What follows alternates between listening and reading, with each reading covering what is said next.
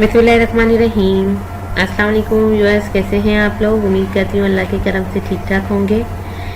और आजकल जो कोरोना वायरस की वबा चली है, इससे आप लोगों से सबसे दरख्वास्त ये है कि ज़्यादा से ज़्यादा दुआ करें, इज्तिमाई दुआएं करवाएं, इज्तिमाई कुरान खानी करवाएं, ताकि हमें इस आफत और इस मुसीबत से जान छूटे।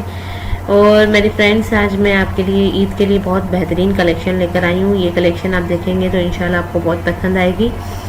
ये मारिया बी के ड्रेसेस हैं। पहले तो हमारे पास ये जो है 3500 और 4000 के हम रीसेल इसकी कर रहे थे, और जो है लेकिन इस कोरोना वायरस की वजह से और लोगों को रिलीफ देने के लिए हमने इन पे सेल लगा रखी है, और ये हम दे रहे हैं सिर्फ और सिर्फ 2200 रुपये में। अगर कोई हमसे बॉक्स खरीदेगा तो हम ये देंगे 2000 रुपये में, ठीक है।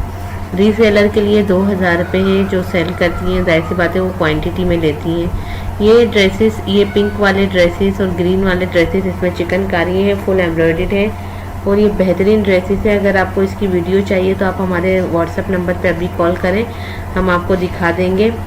और आप जितने सूट लेना चाहें और वो व्हाट्सएप वीडियो पे कॉल करके देखना चाहें तो देख सकती हैं, ठीक है।